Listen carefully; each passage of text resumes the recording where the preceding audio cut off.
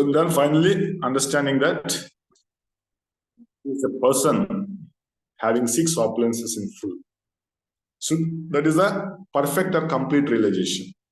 So Brahman realization is only realizing the eternal aspect, Sat aspect, whereas Paramatma realization is realizing Sat and Chit aspect, eternity and knowledge, whereas Bhagavan realization is realizing Sat, Chit and Ananda aspect also. So that's a complete realization. So even though the 3 aspects are the realizations of the same personality, like the sunshine is Brahman. Prabhupada gives this example. The sun is the Paramatma realization, and the sun God is the Bhagavan realization. So that is the highest, topmost realization. So similarly, when we come to the understanding that Bhakti to Govinda is the ultimate thing, then there is no more aspect to be understood. So therefore, Vidura stopped inquiring Maitreya at this point.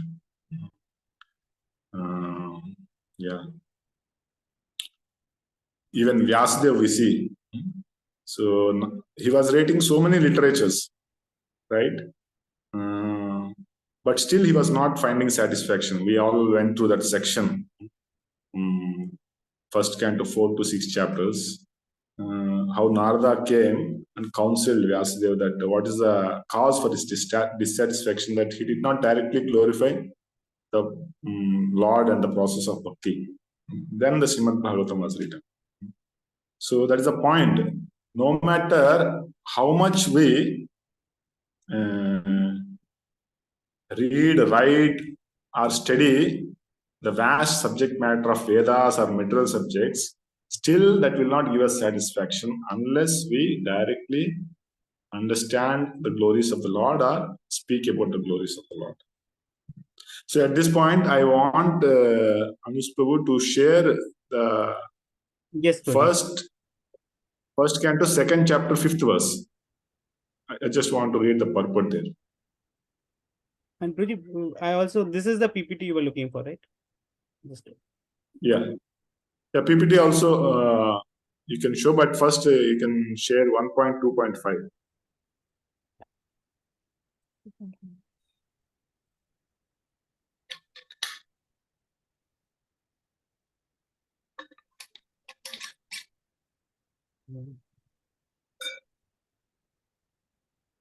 Yes, Prabhuji. So in that purport, Yatkritah Krishna Samprashno, Yenatma Suprasidati. Prabhupada gives a very beautiful purport, which is in relation to this verse. That someone can read from 2nd paragraph. The whole world is full of question and answers. The whole world is full of questions and answers. The birds, beasts, and men are all busy in the matter of perpetual questions and answers. In the morning, the birds in the nest become busy with questions and answers. And in the evening also, the same birds come back and again become busy with questions and answers. The human being, unless he is fast asleep at night, is busy with questions and answers. The businessmen in the market are busy with questions and answers. And so also the lawyers in the court and the students in the schools and colleges.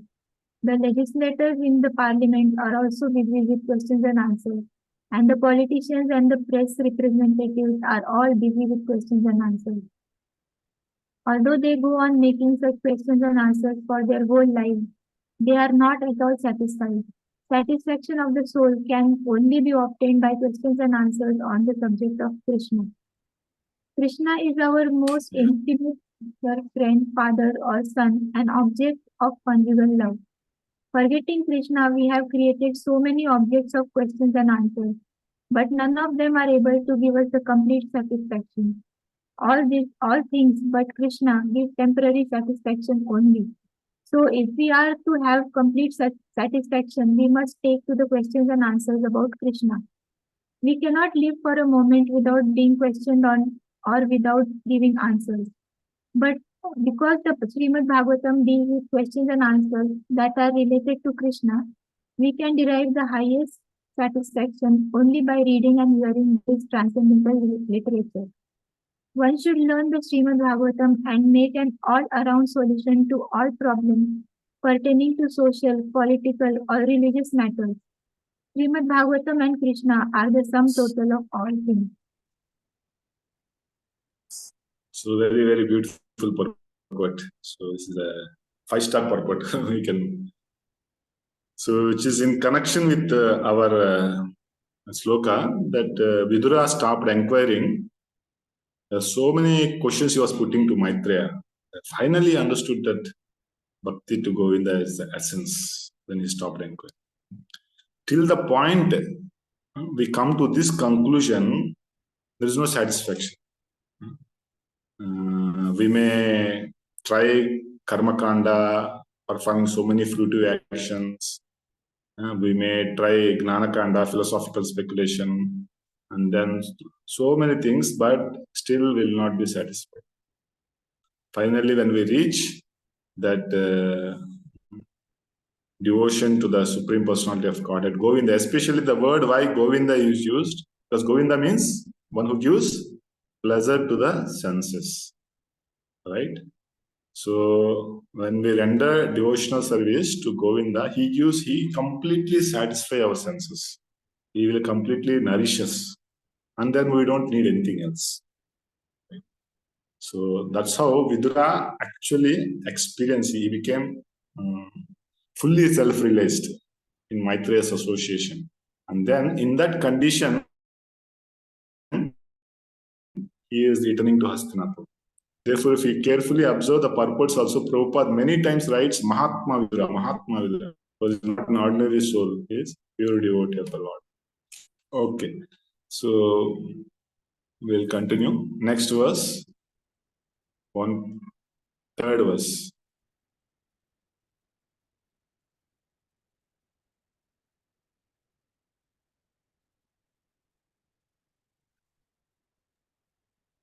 Yes, Prabhuji. तं बन्धुमागतं दृष्ट्वा धर्मपुत्रा सहानुज धार्तराष्ट्रो युयुत्सश्च सूतः शारद्वतप्लुता गान्धारे द्रौपदी ब्रह्मन् Subhadra चोत्तरा Kripi अन्याश्च जामयो पाण्डोर्नाथयः ससुतास्त्रिया.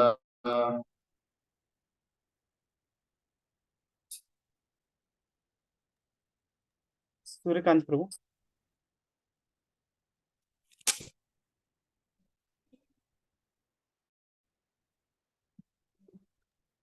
When they saw Vidura return to the palace, all the inhabitants, Maharaj Yudhishthir, his younger brothers, Dhritarashtra, Satyaki, Sanjay, Kripacharya, Kunti, Gandhari, Draupadi, Subhadra, Uttara, Kripi, many other wives of the Kauravas, and other ladies with children, all hurried to him in great delight. It so appeared that they had regained their consciousness after a long period.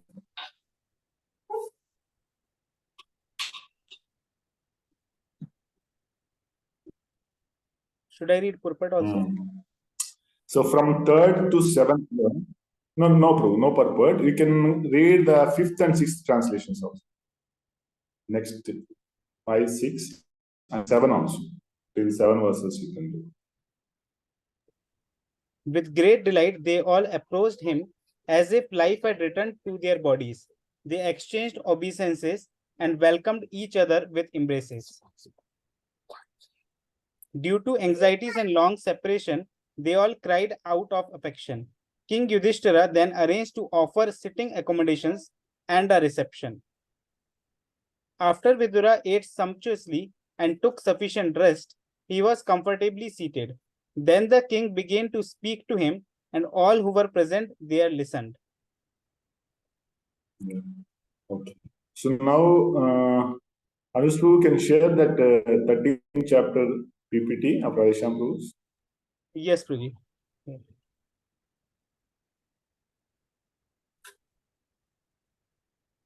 Prabhuji, this is... So,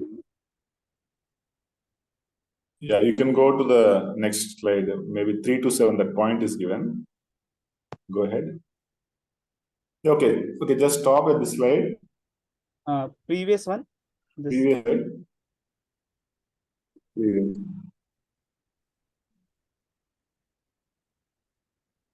3 Previous one. One more. Okay. So this is where we discussed Vidura returns from holy places. And 6 to 11 is Maharaj Yudhishthira arranges reception. Yeah. So I was telling the link, right? From 12 to 13 chapter. Okay, go ahead. Go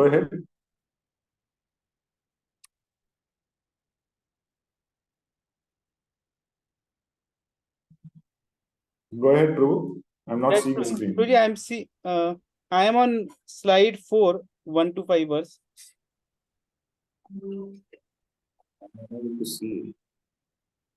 Prabhuji, I will stop and share again maybe. Were other devotees able to see? Yeah, previously, yeah. Now we can see Prabhu the slide. Yes. Okay, got it. Okay. So go to the next slide, Prabhu. Yes, sir.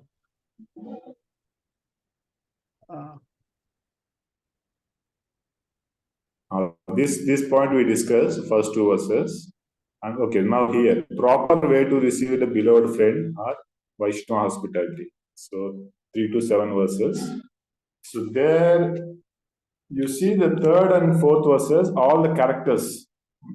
Gandhari, Draupadi, Subhadra, Uttara, all the Pandavas. So they all ran to Vidura when he came to Hastinapur. And then the next verse says that just like one gets life, when one gets life, how he becomes so active. When life is not there, when a person is dead, there is no active, there is no movement in the body, right? But when the life is there, there is movement. So as if they got life, that means what, they were like dead before. There is no action, they were so depressed. But as soon as they saw Vidura, they immediately start running towards him. This means how much they love Vidura, or how much they are feeling separation from Vidura in his options. That can be seen here. So I just thought this is a success of life. Success of life is not to just build big projects or become a great personality, big billionaire or millionaire.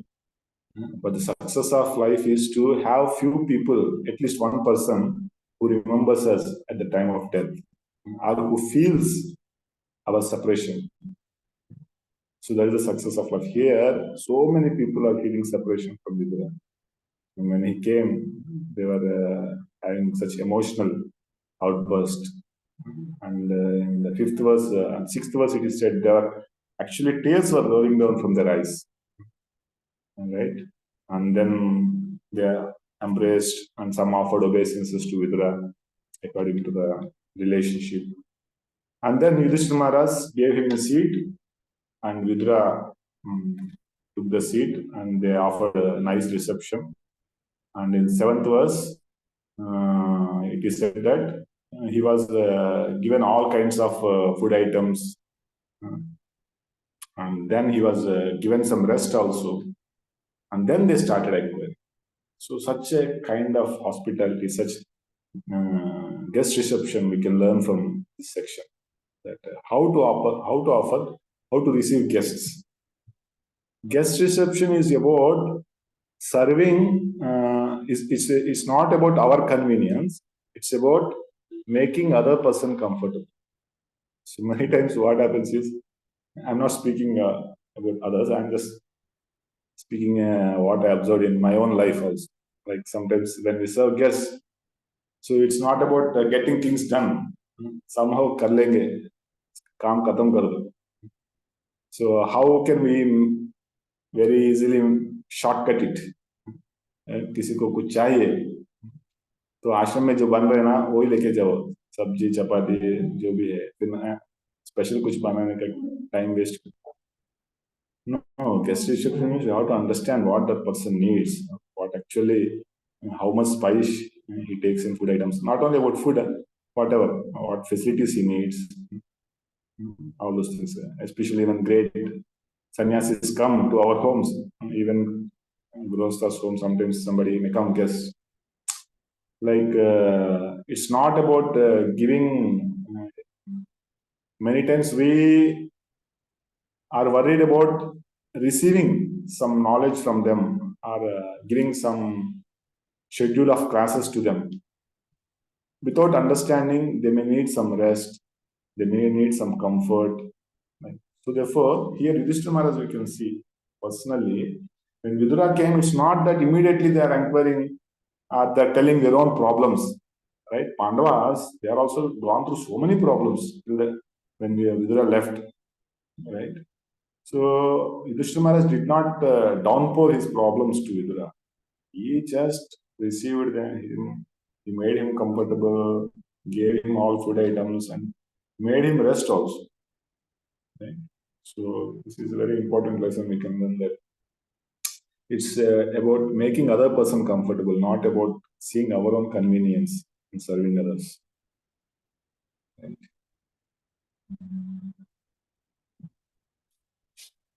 Okay, so next eighth verse, you can go.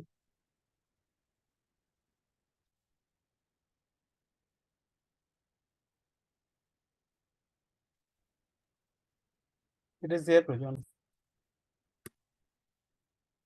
Yeah, just a minute. Yudhishthira Uvacha. Now he's inquiring from Vidura. Api smatano yushmat pakshachaya samehitam pepatganad vishadnader mochitayat samadrika. Yeah.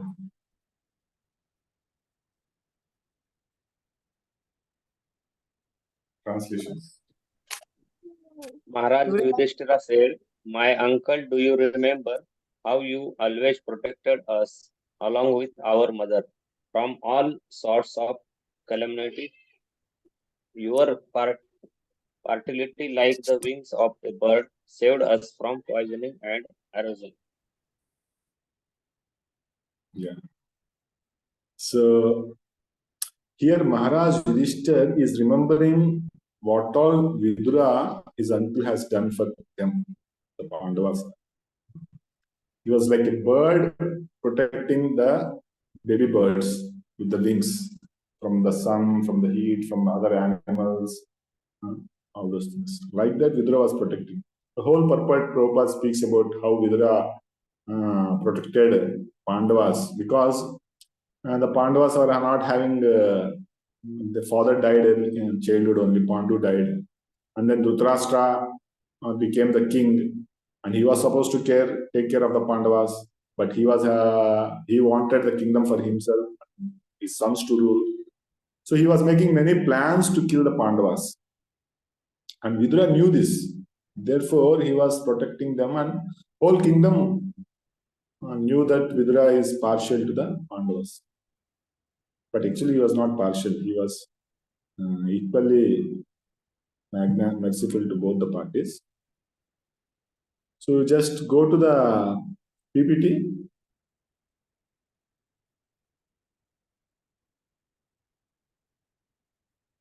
The next slide.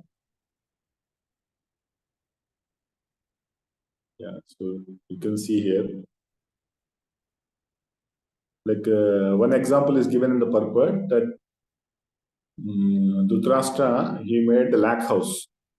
He wanted to kill all of them along with Mother Kunti also. So, but Vidura knew this. So Vidura, in a very cryptic language, he told Yudhishthira that the lakh house is made and it will be set to fire on the 14th or 15th day. So you need to escape. So then from the underground, all the Pandavas along with the mother, they escape. The house is completely burned. And the Dhritarashtra and the party, they think that the Pandavas were died. They were dead. And then they perform the funeral ceremony also. So like that, all these incidents, Vidura carefully protected Pandavas. So Yudhishthira Maharaj is remembering this. So the principle here is gratitude. The principle of gratitude, that which is very, very important in spiritual life. that our heart becomes soft by being grateful, and we can open and we can hear from others the good advice or good instructions, like some superiors, what good they have done for us. Like we all came to devotional service or bhakti by so many people's hard work, by so many people protecting us. Even we are now continuing because so many people are protecting, right from the acharyas, right from Lord Chaitanya Mahaprabhu, Shad Goswamis, Srila Prabhupada, and our Guru Maharaj, and down the line, so many Vaishnavas are involved so that we are practicing bhakti very nicely here. So we should be grateful, look back and think about all those incidents. Because when this gratitude is there in the heart, so naturally the heart becomes soft. And then in that soft heart, we can nicely serve the superiors. We can nicely respect them and can hear them with open heart. Our heart will not become closed. But what happens is generally we forget. Whatever bad things happen to us, we remember immediately. The recent bad things which happened to us, we remember. And the good things which we have done, recent good things we have done, that we remember. So we forget the good things others have done for us and the bad things we have done for others. So we forget. That's the nature of the conditions. But here Yudhishthira Maharaj is remembering. So what all good things Vidura has done for them. Even just in the last chapter only, we saw that Parikshit Maharaj also. So Parikshit Maharaj, he was saved in the womb by Lord. At the time of death, like he was cursed to death, and at that time Lord did not save him. In fact, he was unduly cursed. So Parikshit Maharaj could have felt it is injustice. Why Lord did this for me? Because that is a recent past. But he did not remember that. He was remembering about how Lord saved him at the time of birth. So this is how Parikshit Maharaj was grateful. So like that, this is a family of Pandavas who are very grateful. So very important quality. So from this gratitude only all other good qualities develop. So it's like a fertile. In the womb of gratitude, humility takes birth. Like that. The soil for our bhakti to grow. Okay, so we'll go to the 9th verse.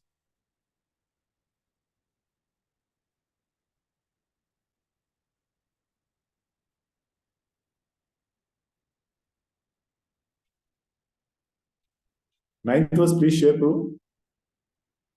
1.13.9.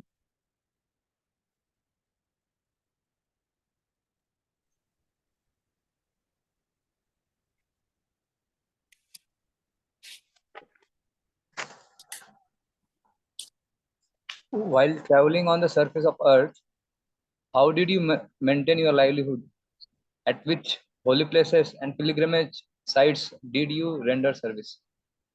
Yeah. So now after expressing gratitude, is asking, so how your Tirtha was? So what all places you went, where all you rendered services? Just read the starting point of the purport. Vidura went out from the palace to detach himself from the household affairs, especially political intrigues. As referred to herein before, he was practically insulted by Duryodhana's calling him son of Shudrani, although he was not out of place to talk loosely in the case of one's grandmother.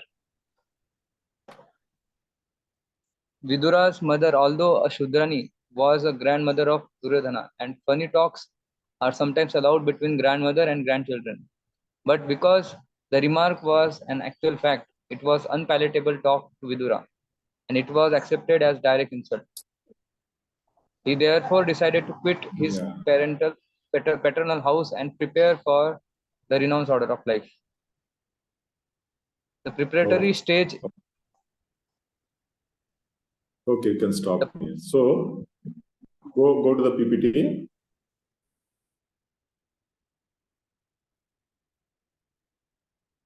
So Vidura left to the pilgrimage.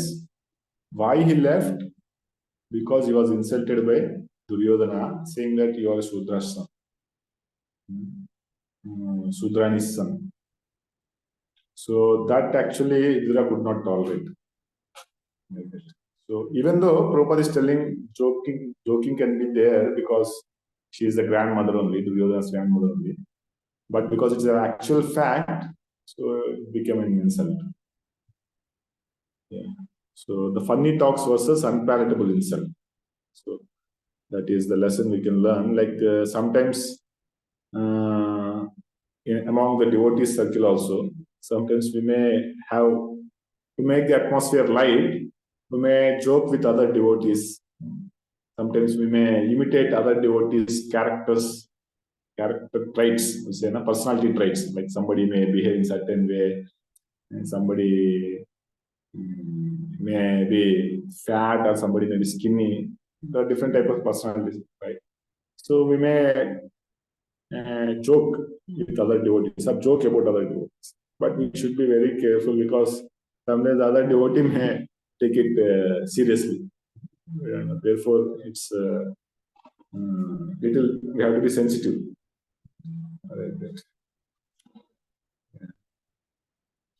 So, yeah, next, go to the 10th verse. While traveling on the surface of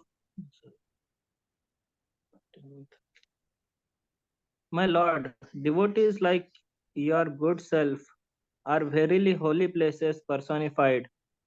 Because you carry the personality of Godhead within your heart, you turn all places into places of pilgrimage. So this is a very important verse. We can also recite this verse. Bhavadvida bhagavata stirtha bhuta swayam vibho tirti kurvanti tirtani swantaste nagadabhrita. So Yudhishthira Maharaj is glorifying Vidura. Bhavadvida bhagavatas. You are like you are a pure devotee. Bhavadvida bhagavatas. Tirti bhuta swayam vibho. You are a personified pilgrimage, holy place, who is traveling. Because you are carrying the Lord, Gadaprata, is the holder of Gada, you are carrying them in his heart. So therefore you are a moving holy place. Like that, he was being, Indra is glorifying, sorry, Yudhishthira is glorifying Vidura.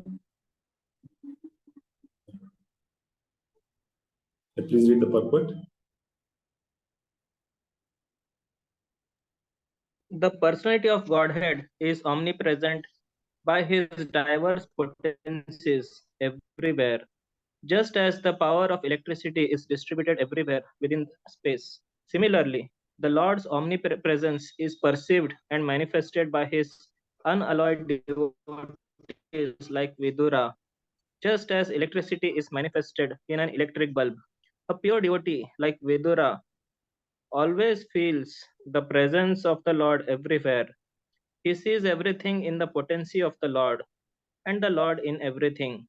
The holy places all over the earth are meant for purifying the polluted consciousness of the human being by an atmosphere surcharged with the presence of the Lord's unalloyed devotees. If anyone visits a holy place, he must search out the pure devotees residing in such holy places. Take lessons from them. Try to apply such instructions in practical life and thus prepare oneself for the ultimate salvation, going back to Godhead. To go to some holy place of pilgrimage does not mean. And go to the last part of the purport. Last 4-5 lines. Yeah. So by their actions. Little. So by their. The is here from the. The pure devotees hear from the authorities and chant, sing, and write of the glories of the Lord. Mahamuni Vyasadeva heard from Narad, and then he chanted in writing. Shukadev Goswami studied from his father, and he described it to Parikshit. That is the way of Srimad Bhagavatam.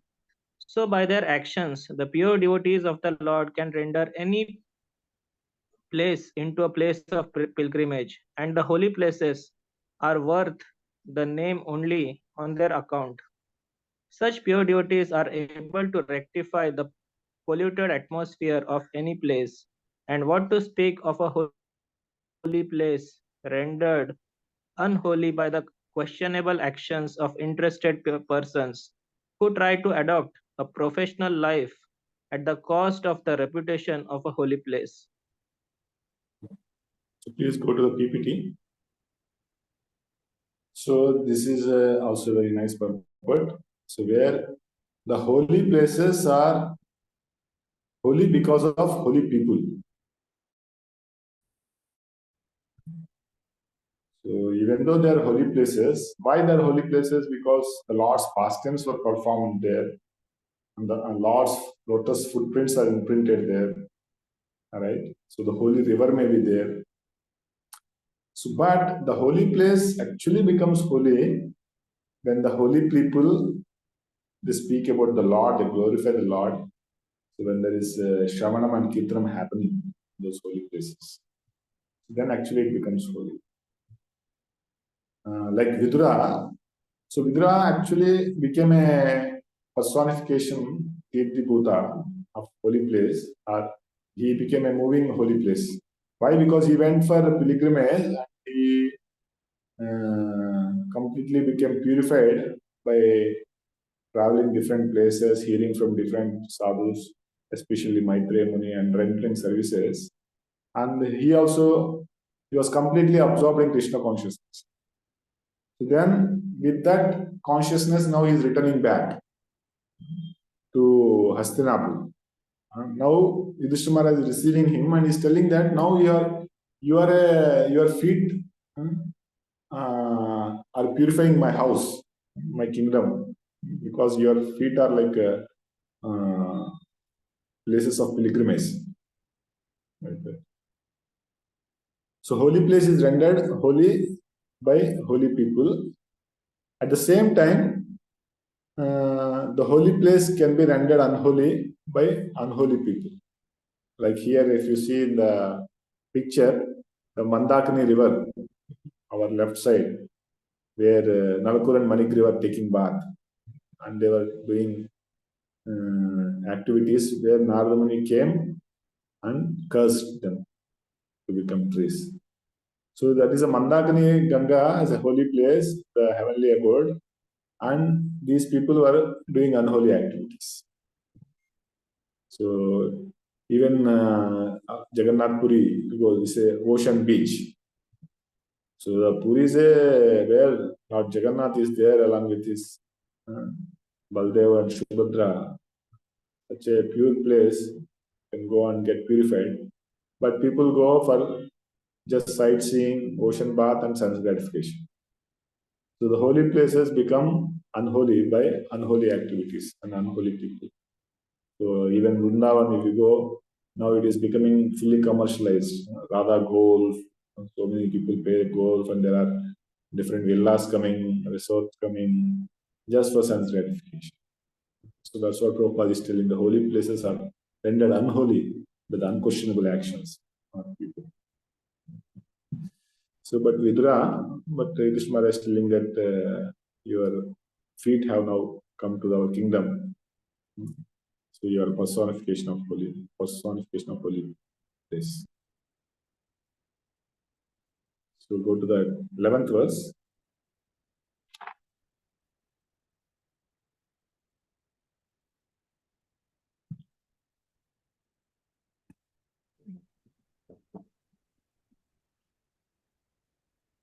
Should we read or will we read shloka? Read the translation directly.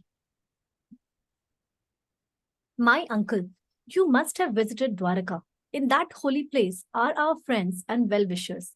the descendants of Yadu, who are always wrapped in the service of the Lord Sri Krishna. You might have seen them or heard about them. Are they all living happily in their abodes? So now, Krishna Maharaj is inquiring about Yadu's. Actually, he wanted to inquire about Lord Krishna. Because indirectly he is inquiring first, what about our well-wishers? What about Yadu's? Like that. So, are they living happily in their abodes? Yeah, read the purport. The word Krishna Deva. Devata, that is, those who are always wrapped in the service of Lord Krishna, is significant. The Yadavas and the Pandavas, who were always wrapped in the thought of the Lord Krishna and his different transcendental activities, were all pure devotees of the Lord like Vidura. Vidura left home in order to devote himself completely to the service of the Lord. But the Pandavas and the Yadavas were always wrapped in the thought of Lord Krishna. Thus, there is no difference in their pure devotional qualities. Either remaining at home or leaving home, the real qualification of a pure devotee is to become wrapped in the thought of Krishna favorably. That is, knowing well that Lord Krishna is the absolute personality of Godhead. Kamsa, Jarasandha, Shishupal, and other demons like them were always wrapped in the thought of Lord Krishna, but they were absorbed in a different way, namely unfavorably, or thinking him to be a powerful man only. Therefore, Kansha and Shishupal are not on the same level as pure devotees like Vidura, the Pandavas and the Yadavas. Maharaj Yudhishthir was all... Stop. Okay. So, the word Krishna Devata is explained. So, one who is wrapped in the service of Lord Krishna. So, go to the PPT. So, here, if you see, the contrast is made about the Vidura, who is a renunciate, and the Pandavas and the Yadavas, who are in a family, right? So, even though one is a renunciate and one is a family man, but both of them are wrapped in attention, wrapped in the thoughts of serving Krishna. Therefore, both of them are equally good. So, that is a point which Prabhuji is telling here, that be wrapped in Krishna thought, remaining at home or leaving home. So, that song is there, na? Gruhe tako, vane tako, sada hari bole tako. So, the essence is whether you are in a house or whether you are not in a house, whether you are a renunciate or whether you are grihastha, the main point is, are you absorbed in the thought of Krishna? Sometimes we think that, oh, we don't have that opportunity like brahmacharis, so all the time they are having time to serve Krishna only. But so if you see here, the Pandavas are the top picture, you see that Yadus, all of them are very attentive in serving Krishna. Somebody is holding the umbrella, somebody is giving something, right? This one only, this picture. So they are all absorbed in serving Krishna. And down you see the renunciate, he was also absorbed in the thought of Krishna. So that is the main point.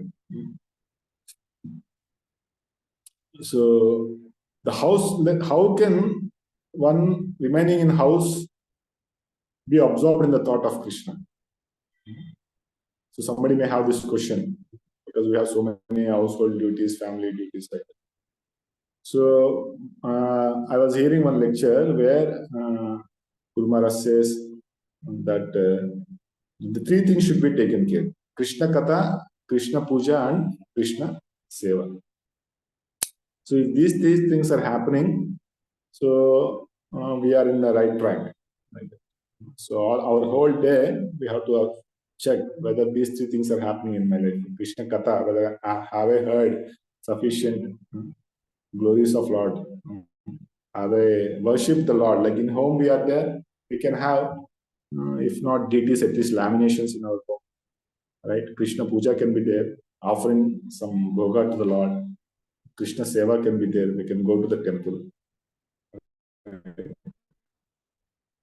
So, yeah. So it's all about prioritizing our life. How the whole day is being engaged. how we engage ourselves in different services. So that defines whether we are absorbed in the thoughts of Krishna or not. So we have to make our home a temple, and we have to make the temple our home. So if these two things are happening, like we make our home a temple means we nicely have programs in temple, we invite others, we have programs in the temple, and we have services in home only. And then during festivals and weekends, we go to temple also to associate with devotees. So in this way, even remaining at home, one can be wrapped in the thoughts of Krishna.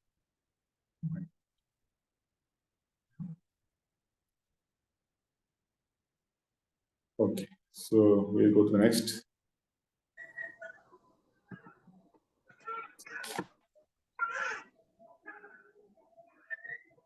Next verse.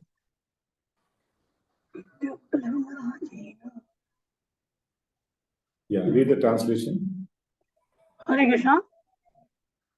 Thus, being questioned by Maharaj Yudhishthira, Mahatma Vidura gradually described everything he had personally experienced, except news of annihilation of the Yadu dynasty. Next purport also. Next translation also.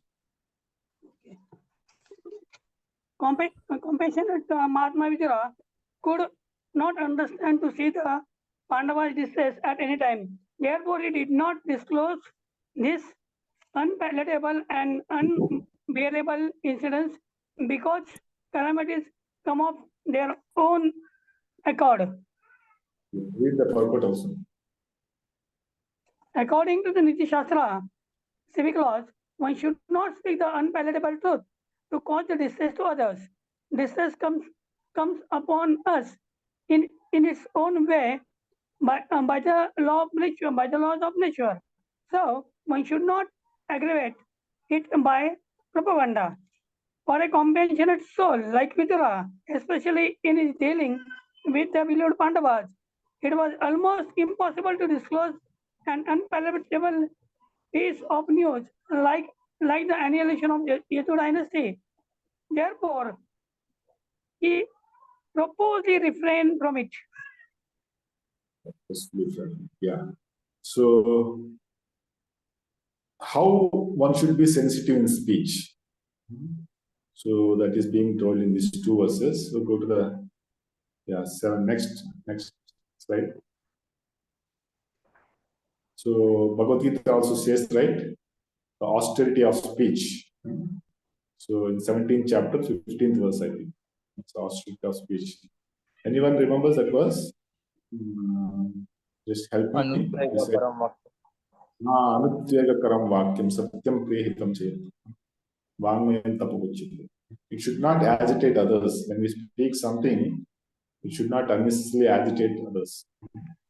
It should be sweet also, it should be truth also. It should be palatable. Like that, many conditions are there. How we speak the truth, that is also important. Sometimes we may have to speak the truth. And here, the principle is don't aggravate distress by propaganda, or don't spread bad news, or avoid gossiping. So these two verses are like here. Vidura, he was just thinking, oh, now Yudhishthira has inquired, should I tell about Krishna departure to spiritual world? Oh, they may not able to tolerate this. So Vidura is actually feeling their pain. He was empathizing with them. It's a very important quality. We have to empathize with others' emotions and others' feelings. When we are speaking to others, sometimes we may have to speak some harsh truth. Like example, sometimes we may be in our in devotee circle, we may be in managerial positions. We may have to take some decisions and we may have to convey to the other devotees. Or we may be in our job, in our profile, in our social circles. There also we may have to take some decisions and convey to others. They may be like hard decisions you have to come back to that.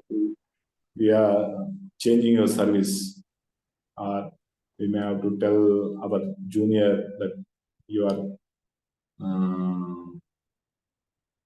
you have to relocate to some other place, or you are fired, whatever it may be.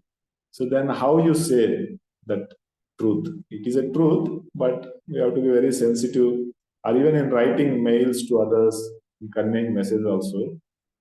So I think it is there in the next slide. Go to the next slide.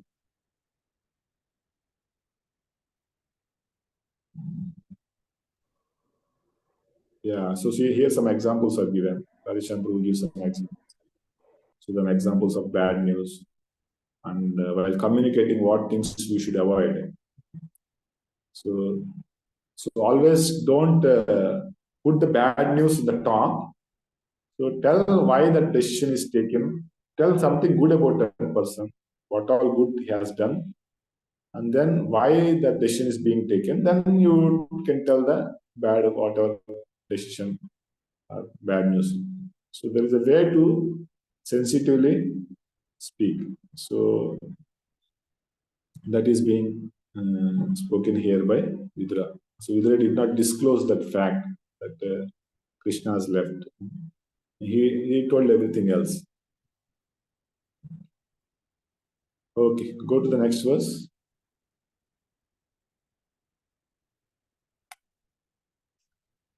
So in this regard, I can actually recommend if somebody wants. So there is a nice book called Finding the Gap by Urmila Mataji, Mother Urmila. So very nice book. I read little bit. I find it very helpful. Some of you, if you are interested, you can read those books, Finding the Gap and Entering the Gap. There are two books written there. Yeah. So we are in 14th verse, right?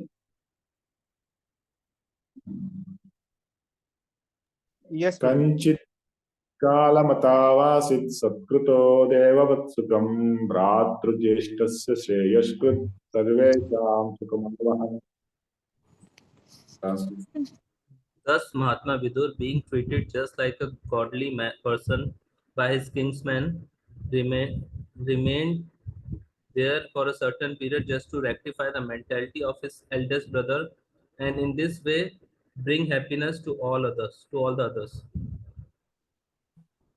So here, so Vidura was served like a godly person by Vishnu Maharaj. Devavatsukam. So how he served Vishnu Maharaj? Because already in his kingdom, so many people are coming from heavenly planets, like Narada Muni visits the Pandavas.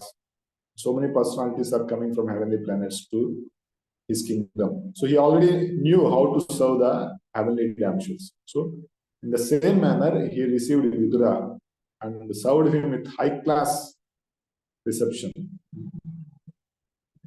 And the point is, Vidura is not attached to that service. He did not come, by the way, to get nice sense gratification in home. So that is not his purpose. His purpose is what? Jeshtasya Shreyaskrit. Who is Jeshtasya? His elder brother, Dhritarashtra. और धृतराष्ट्र को कुछ सदुपदेश देने के लिए आया है वो. He just want to deliver his brother Dhritarashtra. उनका श्रेय के लिए, for his ultimate good, he came return back to the home.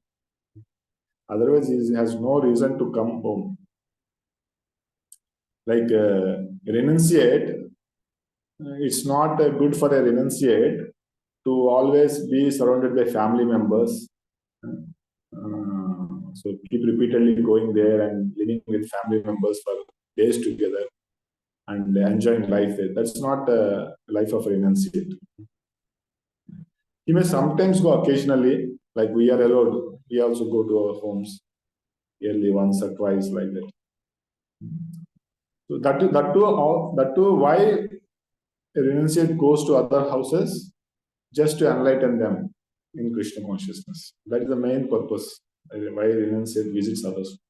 So similarly, Vidura, now he left the palace of Hastinapur. He went to pilgrimage. He became a renunciate. And then now he's returning back home for what? Not for just sense gratification, but to enlighten, especially Dhritarashtra. And of course, because the message is so fresh, the spiritual message is so fresh, all others also became happy while hearing that spiritual talk. So in this purport, you can go to the last part and read it.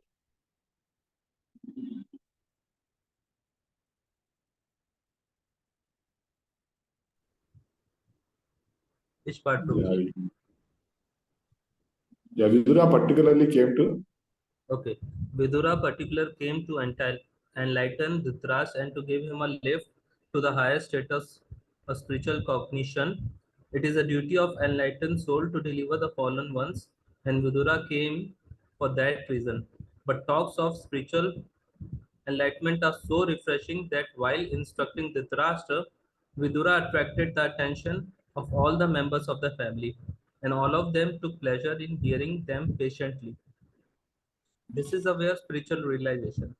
A message should be heard attentively, and if spoken by a realized soul, it will act on the dormant heart of the conditioned soul, and by continuously hearing, one can attain the perfect stage of self-realization. In the 10th canto also, I was remembering one verse comes na. 3 people get benefited by Krishna Katha.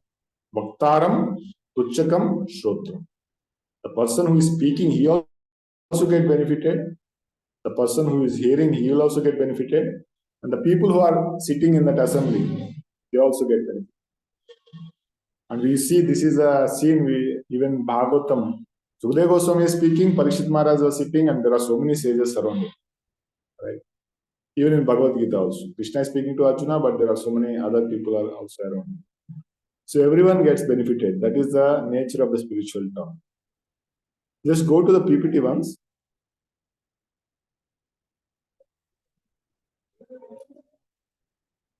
Everything is there. Go to the next slide. Yeah, this we discussed, I think. Okay, 15th verse. Okay, go to the 15th verse. We'll discuss this 9th point after reading 15th verse. Okay. Read translation. As long as Vidura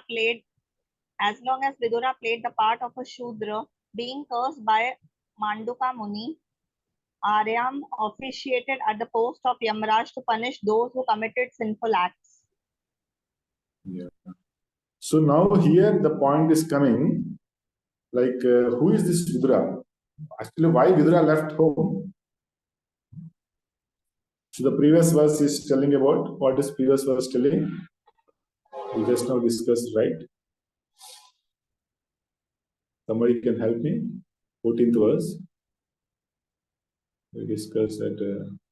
Yeah. So Vidura came to Hastinapur just to deliver his brother. First of all, why he left Hastinapur kingdom and went to pilgrimage? So that is a link here that is being told in the 15th verse. So he is not an ordinary person. Vidura, he was actually Yamaraj, right? And he was cursed by Manduka Muni to become a Sudra. And then during this 100 years, when he was acting as a Shudra, Aryama, one of the Adityas, he was appointed as Yamaraj. So this verse, if you see, apparently, suddenly, it is inserted here. But the link is that it is explaining Vidura is not an ordinary person. It is revealing the identity of Vidura. Like that. And yeah, just read the purport starting. Vidura, born in the womb of a Shudra woman, was forbidden even to be a party of royal heritage, along with his brothers Dhritarashtra and Pandu. Then how could he occupy the post of a preacher to instruct such learned kings and Kshatriyas as Dhritarashtra and Maharaj Yudhishthir? The first answer is that given... Just a minute. You see, in the previous verse, we see that how Vidura was actually preaching to Dhritarashtra. He came to preach to Dhritarashtra, and all others also get benefit. So the point is, how can a Shudra can be a preacher? So the natural question comes. So Prabhupada is answering that here. Okay, continue. The first answer is that even though it is accepted that he was a Shudra by birth, because he renounced the world for spiritual enlightenment by the authority of Rishi Maitreya and was thoroughly educated by him in transcendental knowledge, he was quite competent to occupy the post of an Acharya or spiritual preceptor. According to Sri Chaitanya Mahaprabhu, anyone who is conversant in the transcendental knowledge or the science of Godhead, be he a Brahmana or a Shudra, a householder or a sannyasi, is eligible to become a spiritual master. Even in the ordinary moral codes maintained by Chanakya Pandit, the great politician and moralist, there is no harm in taking lessons from a person who may be by birth less than a Shudra. This is one part of the answer. The other is that Vidura was not actually a Shudra. He was to play the part of a so-called Shudra for 100 years, being cursed by Manduka Muni. He was the incarnation of... Please stop here. So, these are the two reasons how Vidura became a preacher. The Prabhupada is given that even though he is born as a Shudra, because the Chaitanya Mahaprabhu's verse is there, na Kiba Vipra, Kiba Shudra, Nyasi Kenanai, Ei Krishna Tattavetta, Guru Hoi. So it's not about what kind of background, family background, it is about his spiritual knowledge that makes him qualified to become a preacher.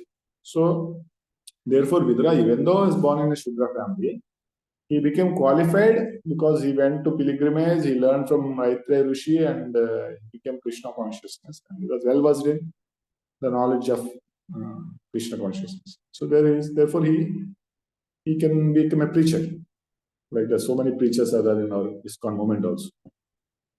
Similar, the second reason is, and he's not Sudra. First of all, he's not a Sudra. He was actually, he was Yamaraj, one of the Mahajans, right? So, on equal stand with Brahma and Lord Shiva. So one of the Mahajans, they know the deep principles of devotion. Mahajans. So, he's a natural preacher. Right? But he was cursed by Manduka Muni to become a Shudra. And why he was cursed? That is the reason also, because Yamaraj was not getting time to preach. He was doing over duty because there are so many sinful people and pious people, and there's so much service to be done, giving punishment to all these people. So he has no time to preach. And he was a Mahajan. That is the main duty of Mahajans. Therefore, he prayed to Lord, give me some break. I want to preach your glories. So therefore, the Lord arranged a curse by Manduka Muni like this. And what is the story of Manduka Muni? So we will see. Go to the PPT once.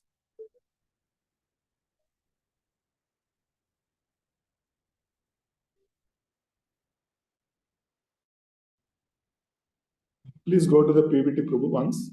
Yes, Prabhuji, it is there, open. Okay, I got it. So this is can a Shudra become an Acharya, right? So here you see. So in childhood, that Manduka Muni was playing with a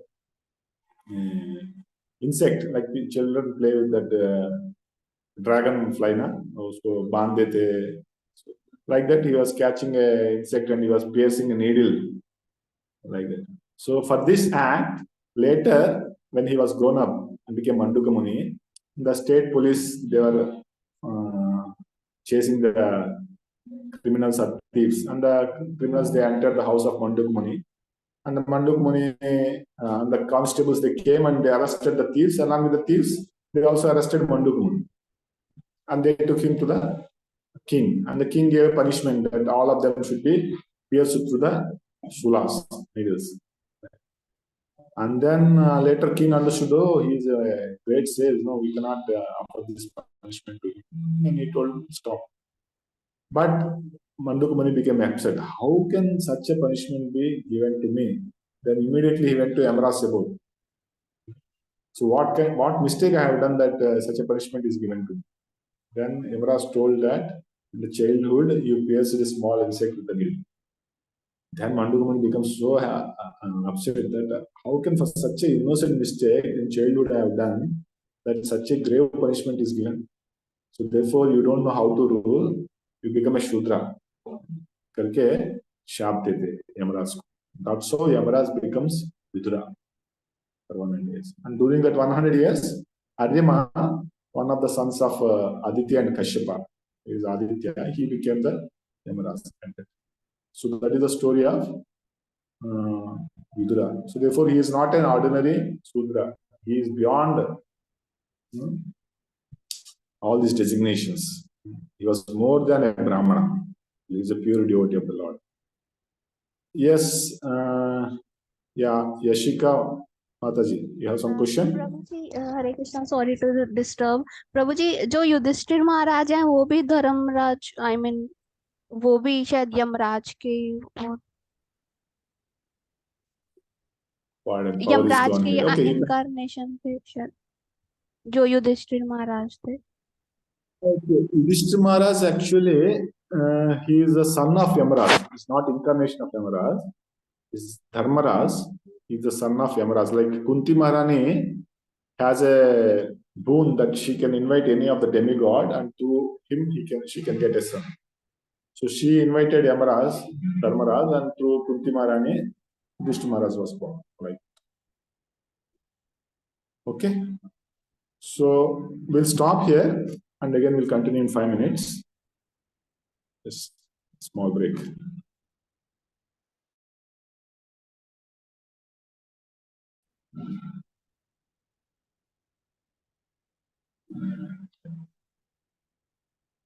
Shall we start? 16th verse can be displayed.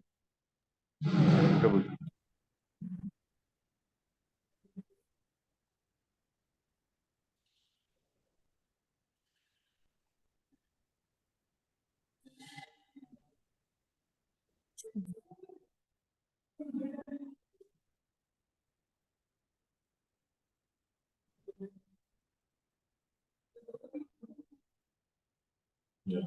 Read the translation.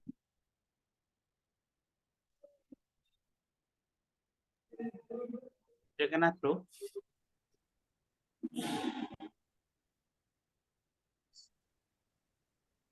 Having won his own his kingdom and observed the birth of one grandson competent to continue the noble tradition of his family, Maharaja Yudhishthira regained peacefully and enjoyed uncommon opulence in cooperation with his younger brothers, who were all expert in status to the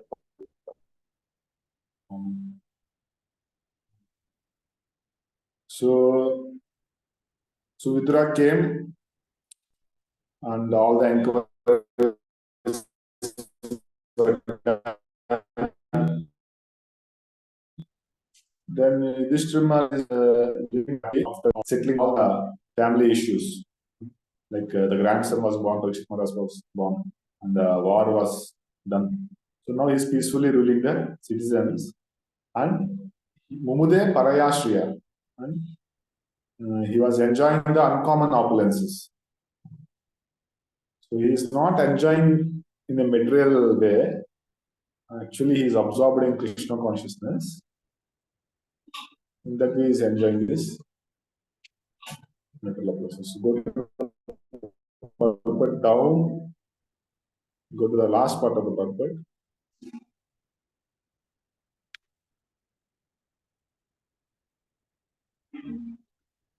Okay, small purport only.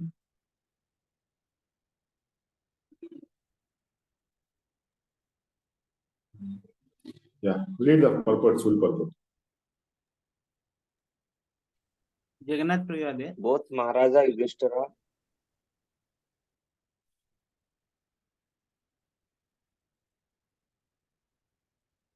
Next devotee can read. Both Maharaj Yudhishthir and Arjuna were unhappy from the beginning of the battle of Kurukshetra, but even though they were unwilling to kill their own men in the fight, it had to be done as a matter of duty, for it was planned by the supreme will of Lord Krishna.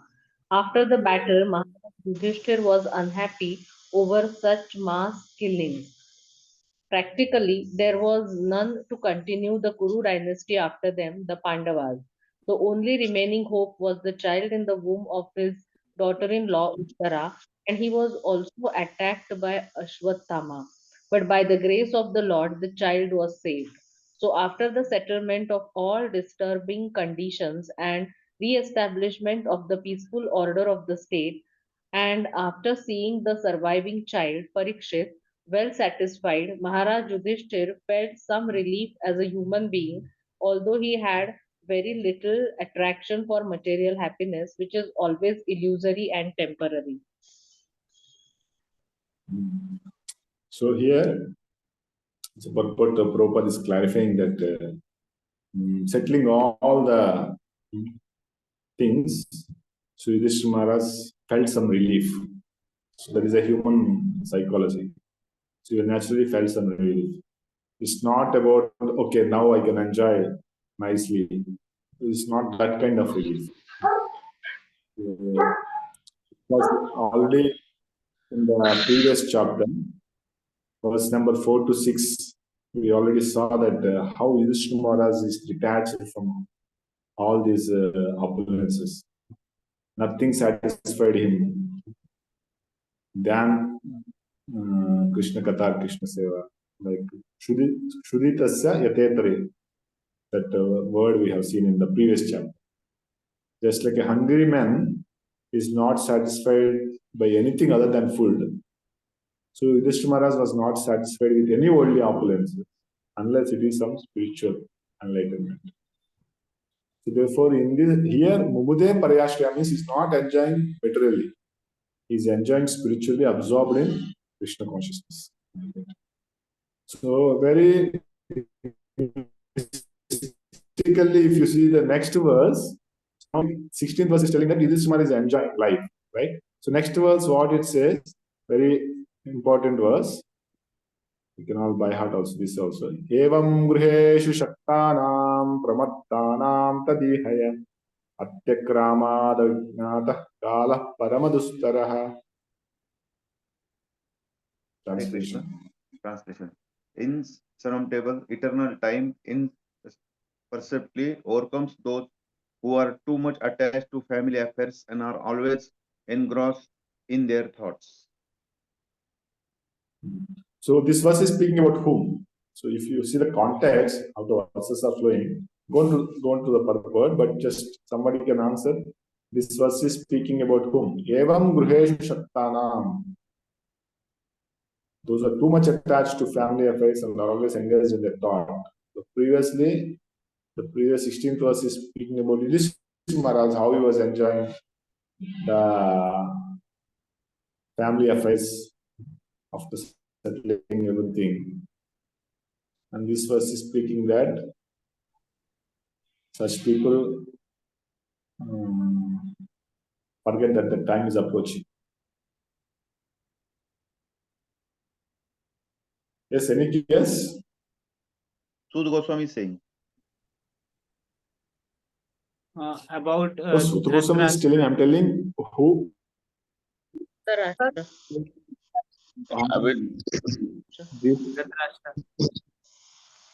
So this verse is not speaking about Yudhishthira Maharaj.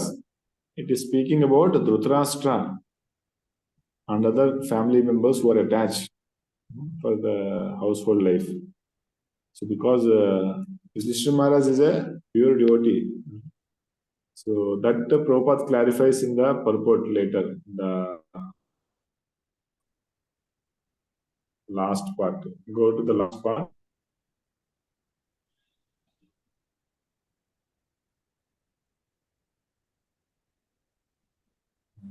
Hare Krishna. But such illusion cannot work Down. on one who is awake in the devotional service of the Lord.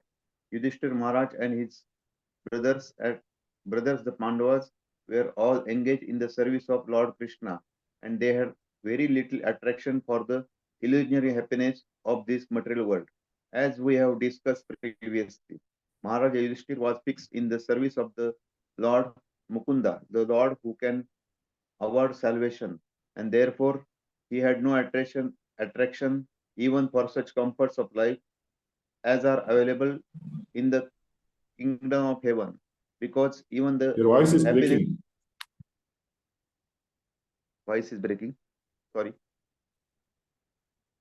Because even the happiness obtained on the planets of Brahmaloka is also temporary and illusionary.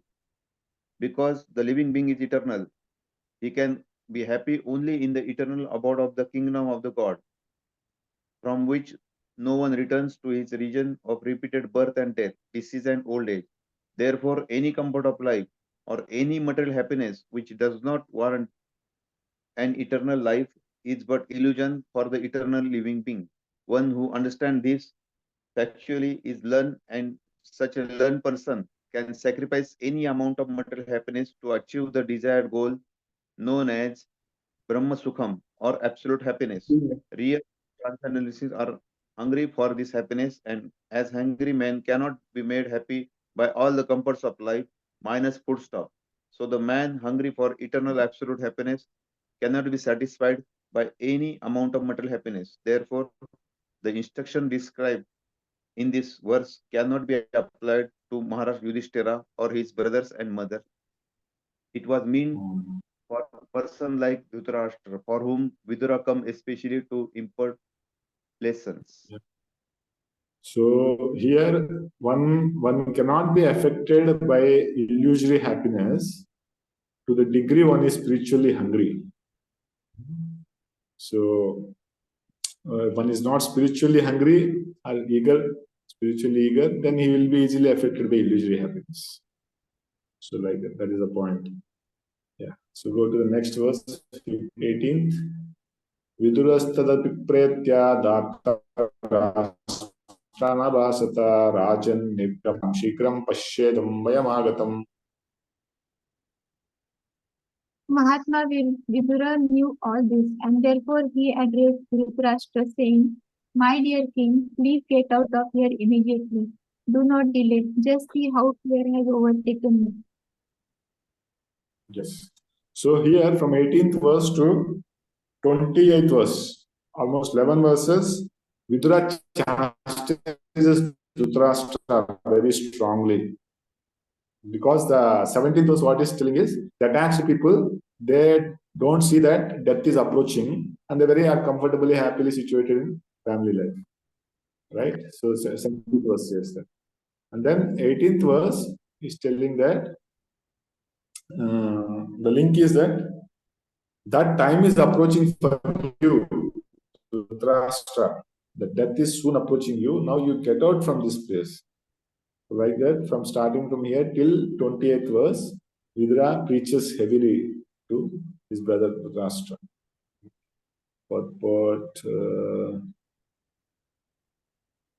Yeah, so here one more middle of the purport. Rajan, that word Rajan is there, from there you can read. From maybe 5-6 lines down. The word Rajan is especially addressed to Dhritarashtra significantly. Dhritarashtra was the eldest son of his father, and therefore, according to law, he was to be installed on the throne of Hastinapur. But because he was blind from birth, he was disqualified from this rightful claim. But he could not forget the bereavement, and his disappointment was somewhat compensated after the death of Pandu, his younger brother. His younger brother left behind him some minor children, and Dhritarashtra became the natural guardian of them. But at heart, he wanted to become the factual king and hand the kingdom over to his own son, headed by Duryodhana.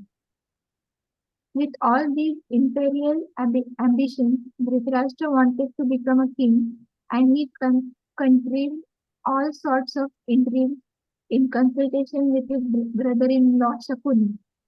But everything failed by the will of the Lord, and at the last stage, Even after losing everything, men and money, he wanted to remain as king, being the eldest uncle of Maharaj Yudhishthira. Maharaj Yudhishthira, as a matter of duty, maintained Dhritarashtra in royal honor, and Dhritarashtra was happily passing away his numbered days in the illusion of being a king or the royal uncle of King Yudhishthira. Vidura, as a saint and as the duty-bound, affectionate younger brother of Dhritarashtra, wanted to awaken Dhritarashtra from his slumber of disease and old age. Vidura therefore sarcastically addressed Dhritarashtra as the king, which he was actually not. Everyone is the servant of eternal time, and therefore no one can be king in this material world. King means the person who. The celebrated English king wanted to order time and tide, but the time and tide refused to obey his order. Therefore, one is a. Stop here. So that is the point. It is a sarcasm. Why the Dhritarashtra is being addressed as Rajan? He is still thinking he is a king, even though he is living at the cost of Pandavas. So all his 100 sons were died. So right from beginning, he was not a king only. He was blind by birth. Somehow he got the kingdom later when Pandu died. And then he was making so many plans how to wipe out Pandavas, become a king. And his all plans were failed. But still he was thinking now also that he is a king. So therefore, in a sarcastic way, it is addressed.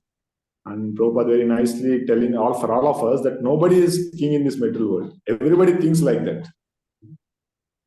But every one of us are like servants. We are servants of our senses. We are thinking I am master. But actually, who is a Goswami who can control the senses? But we are all Godas. We are thinking I am master, but we are serving the senses. There is one nice verse actually. Kamadina Katita Dhurvinita. That I am from time, beginning of my birth, I am serving my senses. Till now, they have no compassion for me.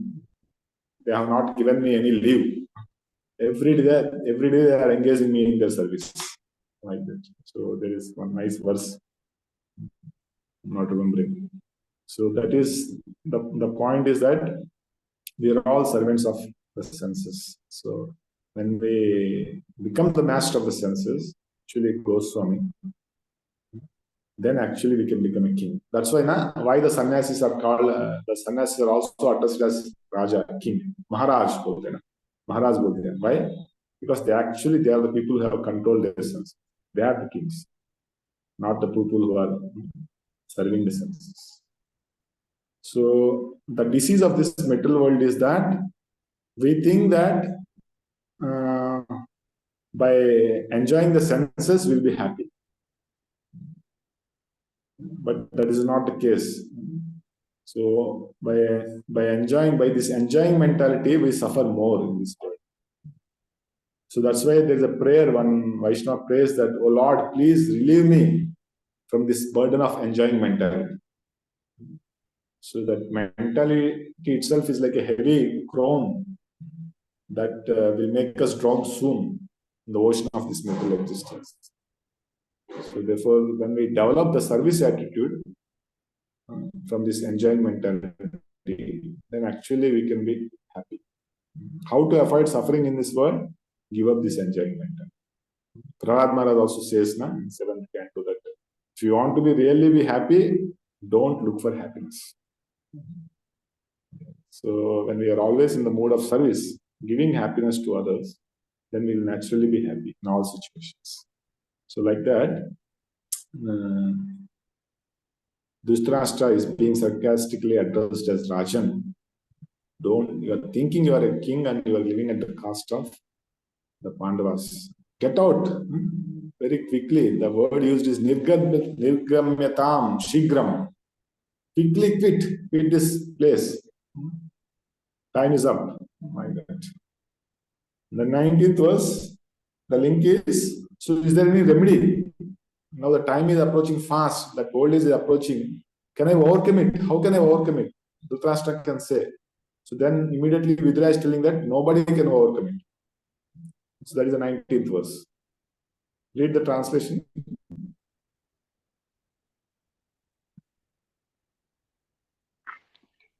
This frightful situation cannot be remedied by any person in this material world. My Lord, it is the Supreme Personality of Godhead as eternal time that has approached us all.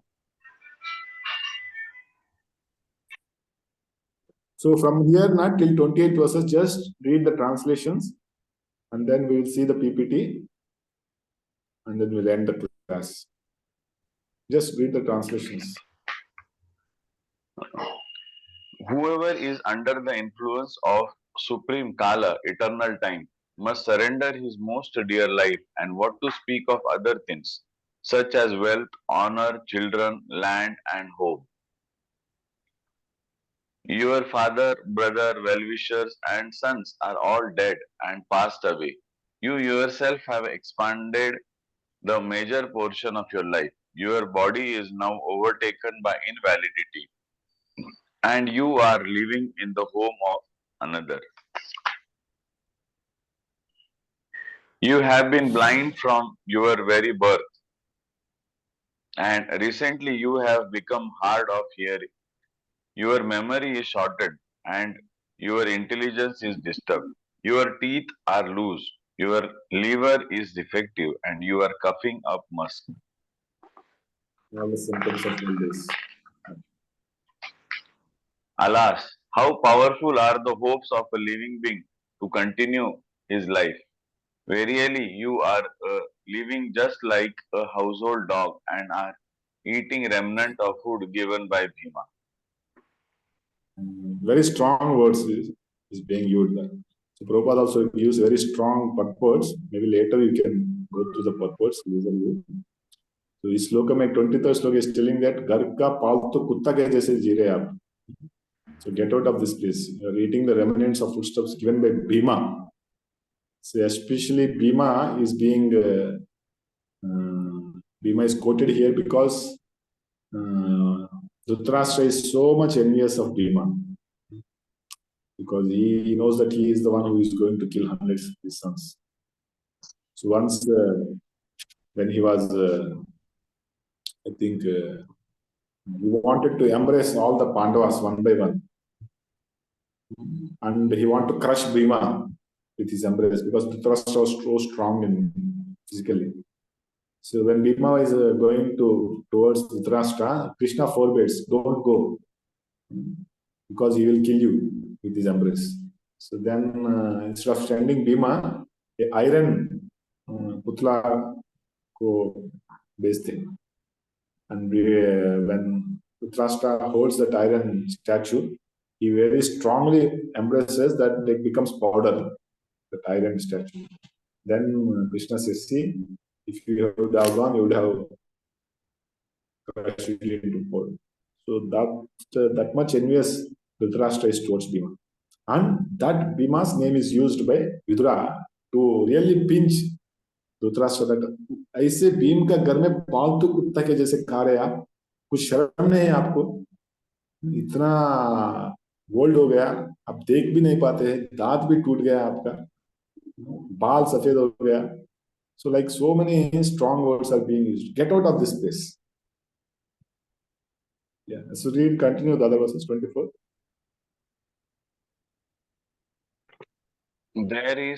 There is no need to live a degraded life and submit on the charity of those whom you tried to kill by arson and poisoning. You also insulted one of their wives and usurped their kingdom and wealth.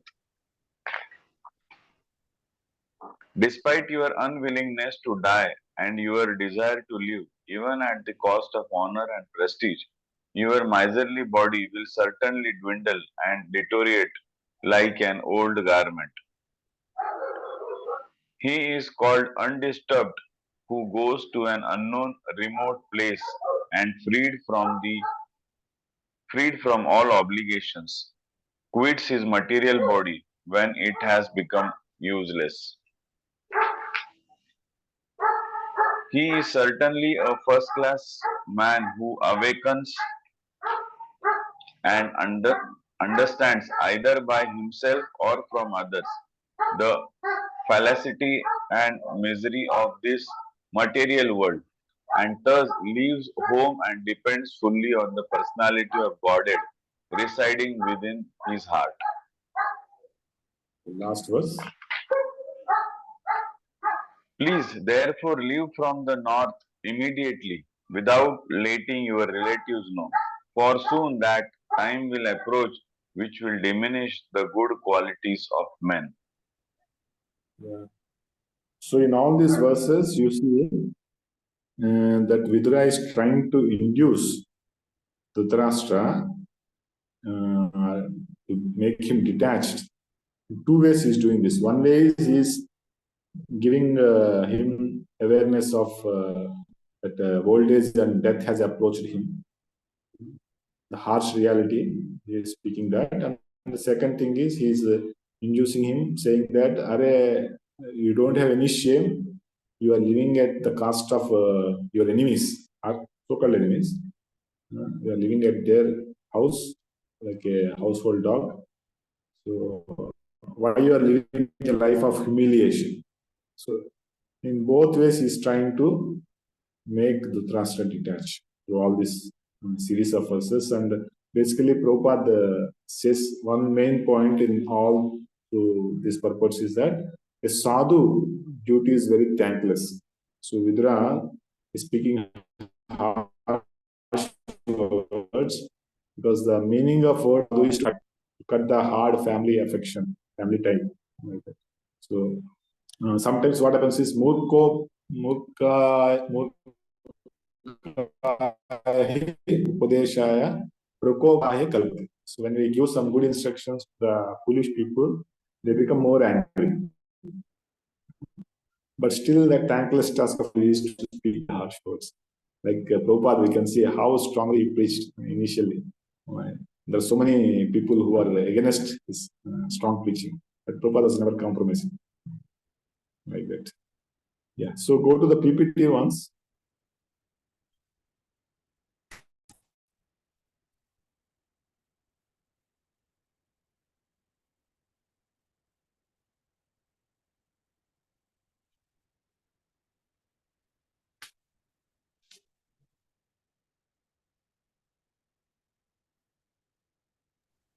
Yes, Prabhuji, you can see. Yeah. So this is 18 to 28. Yeah. See. Go to the next slide.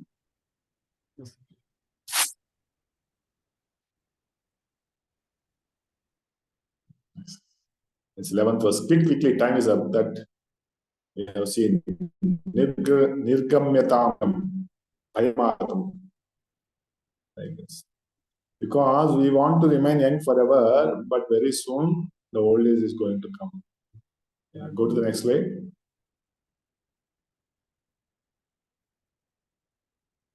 Yeah, go. Next slide.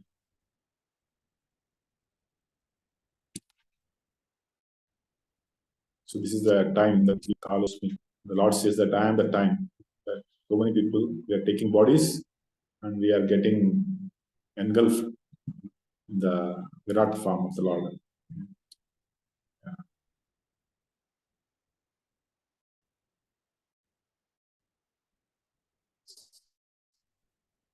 The family members are surrounding the bed. So Dhritarashtra, in the top picture, Dhritarashtra is observing all of these things. That his sons died, his superiors died, so many people have died in the war. Still he is very comfortably sitting in his palace. So this is the greatest wonder. Even Yaksha asked question to Maharaj Yudhishthira, what is the greatest wonder in this world? Then Yudhishthira Maharaj says, Ahani bhutani gacchanti yamalayam. Sheshastavaram ichanti kimascharya matahparam. So every day I am seeing so many people are going to the abode of Yamaras. But still the people are thinking that it is not my turn. I will not die. Every day in newspaper we see so many news. Recently the train accident happened in Balasari. 250 people were killed. One day before, they were not knowing that they're going to get killed. So after 100 years, how many of us are going to be here? Hardly we can even count also. So that means it is a sure fact that none of us are going to be here. We are only not going to be there. Now what about our property or our prestige or whatever? So this is the power of time. Nothing will remain by the power of time. So, but still, Dhritarashtra was so comfortably sitting in the palace. So Vidura is therefore cutting that affection. Yeah, go to the next slide.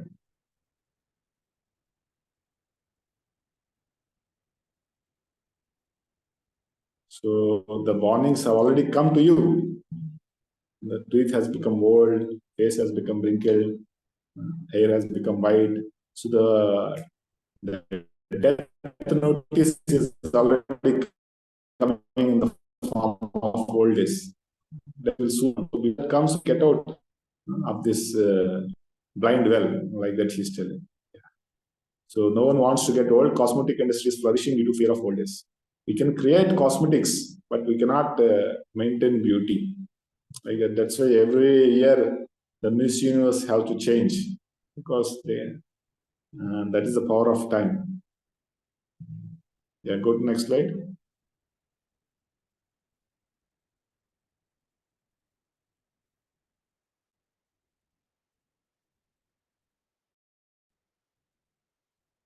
Yes.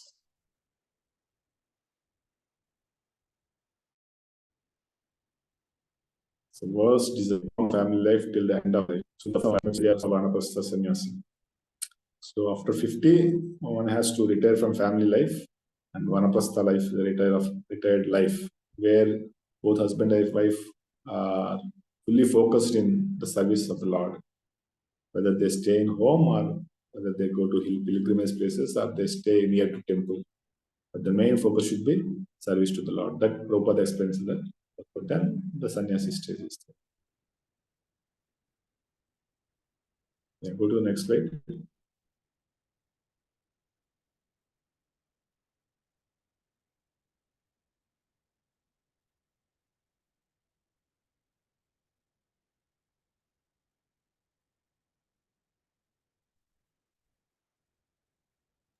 Yes, Prabhu. Yeah. Yeah, go to next slide. Just move.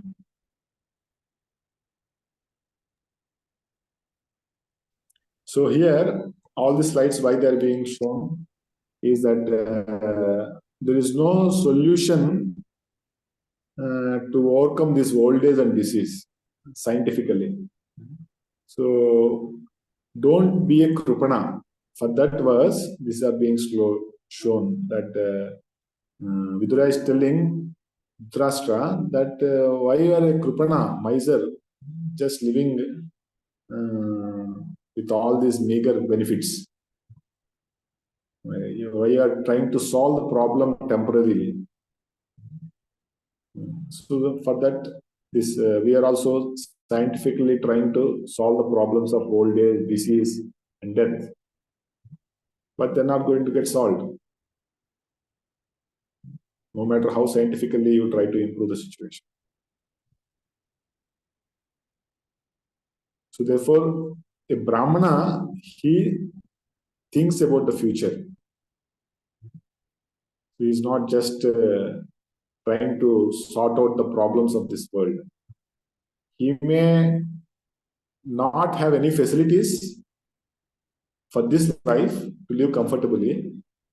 He is happy to walk also. Simple life, I think, basically. But his goal is to worry about the future life. But a Kripana, what Kripana? He is just worried about the immediate life, the immediate sense gratification. He's not about making the life comfortable in the future. So a Kripana is just after stopgap solutions, whereas the Brahman is the permanent solution, the root solution. Just go ahead. Next slide.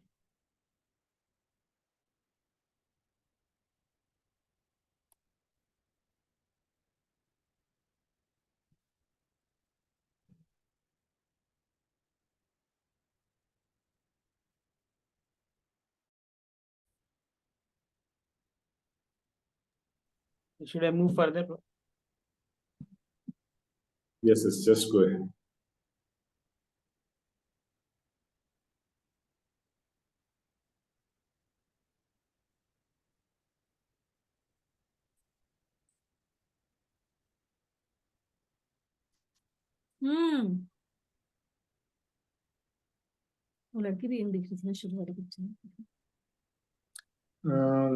The screen is not moving. Prabhuji, I am moving the slides. Is it moving for? I have reached 33. So we can fool people time by these stopgap solutions, but the reality will soon be exposed. Like this person was trying to fool that lady that he was a handsome fellow and moving a horse. But later it was not his and he was not a young person, he was an old fellow. Similarly, so we can try to just pass our time. Yeah, we can just try to pass our time with these temporary stopgap solutions, but the reality will soon come. We have to face death. Therefore, before that comes, one should be very sober to utilize the time for spiritual practices. So, therefore, in the last three verses, 26, 27, 28. Go ahead. Maybe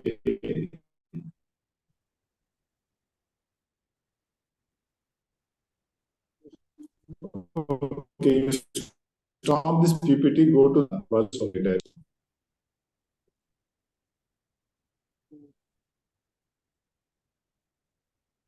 Just the translations or?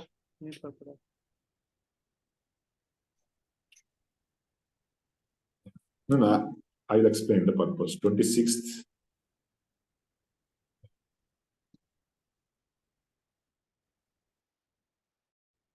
So then he's telling after who goes to an unknown remote is freed from all obligation, his body, and he become useless. So he is asking Dhritarashtra to become a dhira. So dhira means he just cuts off all the family affections and goes to forest and leaves the body. And the next verse he says that, or become a Narottama. Narottama means a devotee of the Lord.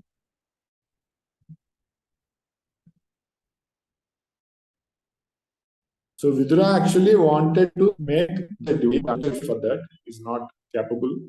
So he's telling that at least you become a dhira. At least get out of this life. Go to forest. At least you practice austerity. And then if you can come to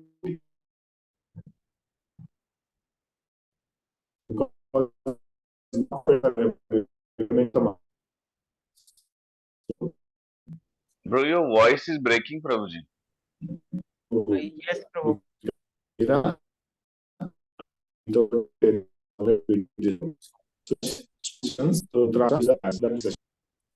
Prabhuji, your voice is also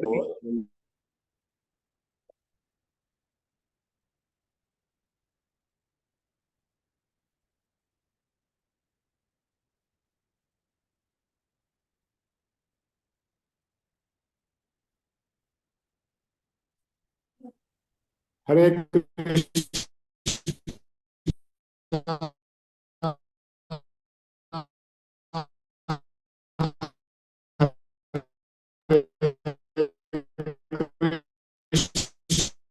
Krishna, Krishna, Krishna. Break. 28.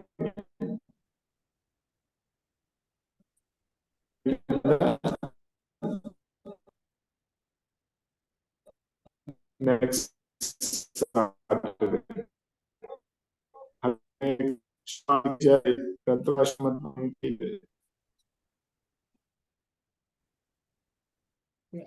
Thank you, Prabhuji. I think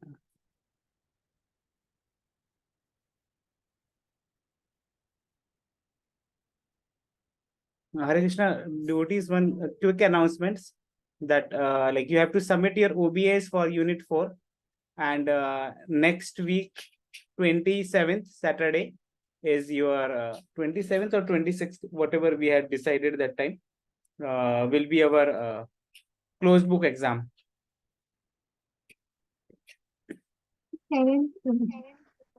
27th we have decided. Sure, yeah, then 27th. And